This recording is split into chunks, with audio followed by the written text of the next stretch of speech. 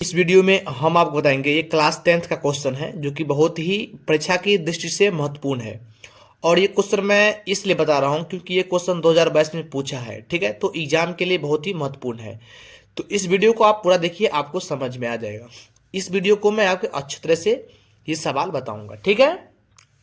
अगर ये आप सवाल बना लेते हैं तो इसी टाइप का मैं एक आपको प्रश्न भी दूंगा जो आपको कमेंट बॉक्स में बना के देना है, ठीक है। पहले इसको समझ लीजिए, ठीक है। यहाँ पर क्वेश्चन है, एक द्विघात बहुपद ज्ञात करें जिसके शून्यांक √3+1 एवं √3-1 है, ठीक है। देखिए, जब भी हम लोग शून्यांक और मूल निकालते हैं तो दो गो निकलता है, शून्यांक और दो गो मूल निकलता है, ठीक है। तो एक होता है अल्फा, एक होता है बीटा, ठीक है। चलिए, तो हम यहाँ पर लिखते हैं हल, ठीक है। ये मैंने हल लिख दिया, ठीक। यहां पर इसको अल्फा मान लेते हैं, इसको बीटा मान लेते हैं, ठीक है। तो अल्फा बराबर हमारा हो जाएगा, हमारा ध्यान समझिएगा, √3+1, ठीक है। और बीटा बराबर हमारा हो जाएगा √3-1। बहुत सारा तरीका है सवाल बनाने का, लेकिन मैं आपको सिंपल विधि बता रहा हूं, ठीक है। ये अल्फा हो गया, ये बीटा हो गया, ठीक है। यहां पर शून्यांक बोल रहा है, दो शून्यांक है, एक शून्यांक ये है और ये है, एक अल्फा हो जाएगा, एक बीटा हो जाएगा, ठीक है। चलिए, आप इसको भी अल्फा मान सकते हैं, इसको भी बीटा, आगा पाछा आप डाल सकते हैं, कोई दिक्कत वाली बात नहीं है। तो हम क्या करेंगे, अब सूत्र पर बनाएंगे, लिखेंगे, इसलिए द्विघात बहुपद बराबर, सूत्र क्या होता है, x² minus alpha plus beta into x alpha into beta. अब क्या करेंगे, सूत्र के हिसाब से मान रख देंगे हम, ठीक है। ध्यान समझिए, तो x का x² देंगे माइनस, अब इस कोष्टक में अल्फा और बीटा का मान रखेंगे। तो अल्फा का मान कितना है, तो अल्फा का मान है √3+1, तो √3+1, ठीक है। प्लस है तो प्लस दीजिए। फिर बीटा का मान कितना है, √3-1, तो √3-1। फिर कोष्ट बंद है तो कोष्ट बंद कर दीजिए, एक्स है तो एक्स दीजिए, प्लस अल्फा का मान कितना है, इसको मान है √3+1, इंटू मतलब होता है गुना, और कोष्ट उसी को कहते हैं। फिर बीटा का मान कितना है, बीटा का मान है √3-1, ये मैंने लिख दिया।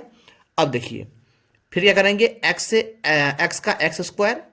अब ध्यान समझिए, ये माइनस में एक है और ये प्लस में एक है, तो ये माइनस का एक और ये प्लस का एक कट जाएगा। तो यहां पर सिर्फ क्या बचेगा, यहां बचेगा, यहां पर √3, यहां पर भी √3, तो एगो √3 और एगो √3 कोष्टक में जोड़ेंगे अभी हम, ठीक है। तो एगो √3 और एक √3 कितना बचेगा, दो √3 हो जाएगा। तो यहां पर दो √3 देंगे, ठीक है। देखिए, मान कर रखिए, ध्यान समझिए, 1m और जोड़ेंगे 1m, तो क्या m हो जाएगा, 2m हो जाएगा ना, 1m और 1m, तो 2m हुआ ना। इसी प्रकार से एगो √3 और जोड़ एगो √3, तो दो √3, ये माइनस का माइनस, और ये दो √3 को इस x से गुना करेंगे तो ये x हो जाएगा। इस प्लस को प्लस दीजिए। देखिए, अब यहां पर समझिए, √3+1, √3-1, इसको हम कर सकते हैं, यानी a+b और a-b। तो a+b इंटू a-b बराबर क्या होता है सूत्र, ध्यान समझिए, a+b इंटू a-b बराबर होता है a² माइनस b²। तो a हो जाएगा √3, तो √3 का वर्ग करेंगे माइनस और 1 का वर्ग करेंगे, तो √3 का वर्ग 3 हो जाएगा, 1 का वर्ग 1 ही होगा। तो आप यहां पर लिख सकते हैं 3-1 समझने के लिए, ठीक है। फिर x का x² माइनस 2√3x, ठीक है, ध्यान समझिएगा, प्लस 3 में से 1 हटाएंगे तो ये 2 आ जाएगा, ध्यान समझिएगा। यही आपका फाइनल आंसर हो गया, ठीक है। देखिए, यहां पर सूत्र प्रयोग किया हम, a+b इंटू a-b का, ठीक है। यहां पर जोड़ दिए √3, एगो √3 तो दो √3।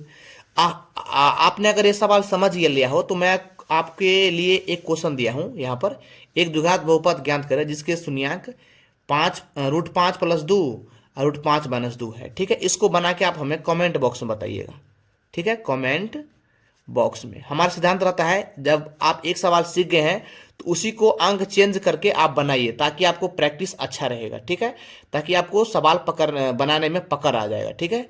तो वीडियो अच्छा लगा हो तो लाइक करना, चैनल को सब्सक्राइब जरूर करना। धन्यवाद।